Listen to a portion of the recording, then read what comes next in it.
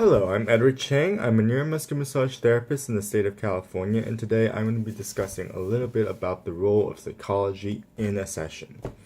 So psychology plays one of the biggest roles in every single massage session. It is the biggest thing that has to be understood. And that's because whatever you come in with, whatever your mental mindset is, it's going to affect the session. So, for example, if a client comes in and they believe they know what they're talking about, guess what? Because they believe that they know where I need to work, that's it. I will work there because they believe that. It may not necessarily be true in terms of the education I've had, but that's what they believe. And because of that belief, if I work anywhere else, they won't believe it. They won't care.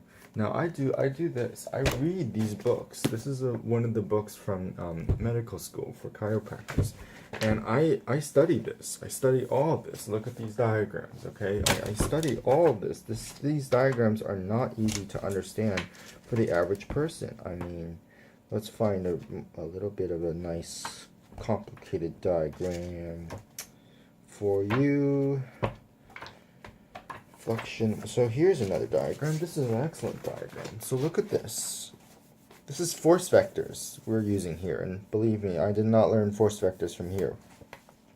About joints from here. But this is what I use.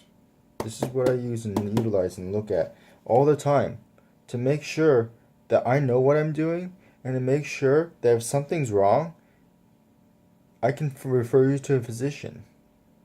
Okay, my job is to refer you to a physician, not to diagnose. Is to see if there's anything might be possibly wrong. It could be a myriad of things, and tell you to go see a physician if something really looks off or unusual. I mean, the physician's supposed to do that for you, but sometimes you don't have the finances, and then you come to us, which, by the way, is not our job. You're supposed to go to your doctor because we can't do anything about it. We're here to just massage you, find out which muscles to work on and massage you.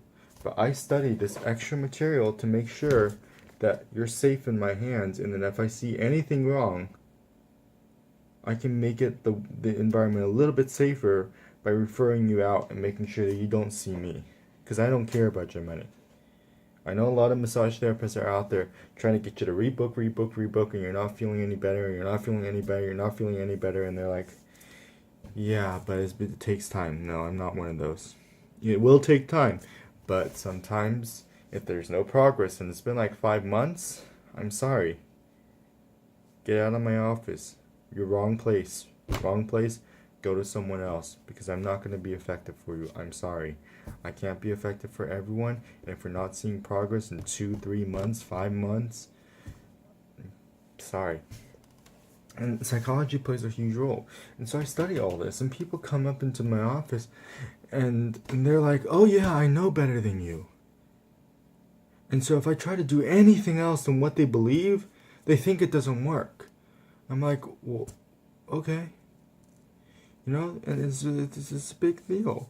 It's called self-fulfilling prophecy. Just because you believe something doesn't work or will work, you'll feel that way at the end of the session. No matter what the truth is, you'll feel that way. And that's happened to me once with a personal trainer who thought their traps was their deltoid. And I was like, that's interesting. You think your traps are your deltoid. And she came in and she thought this was a massage. I'm just going to rub you and rub you and rub you and rub you and rub you just like that and just keep on doing that. And she was like, I think that's the massage. And she hated the massage I came in with. And I was like, okay. I had no chance because that's what happens with massage therapists. You got 5 minutes to really get to have a conversation with them, and you're in and out. During the massage session, it's completely quiet.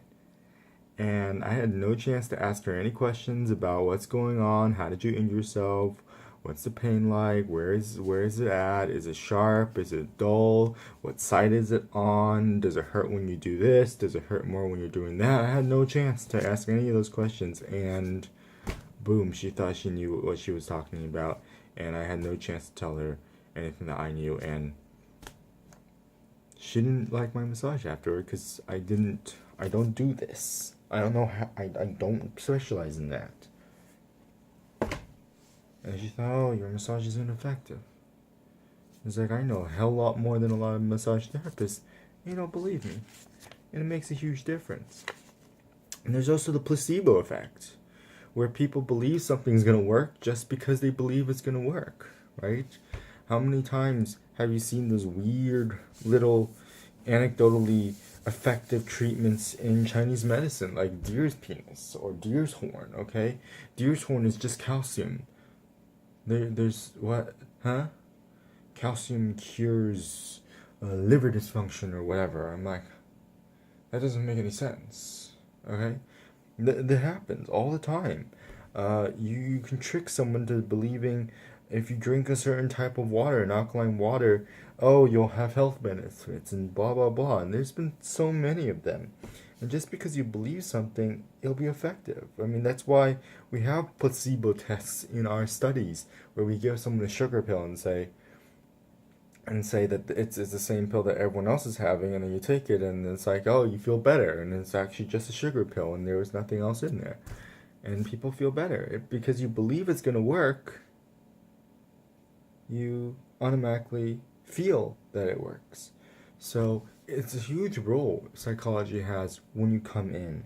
The amount of education that you believe that you have, the amount of pain that you're having, it all affects it. If you're in more pain, or if you're a depressed person, more depressive people, most of the time when you have people that are depressive from the studies, it's shown that those people that have depression are more likely to experience pain and have more symptoms of pain in different areas of their body, and more intensity of pain in different areas of their body, or more desensitization, or more incapability of feeling pain, depending on the depression state.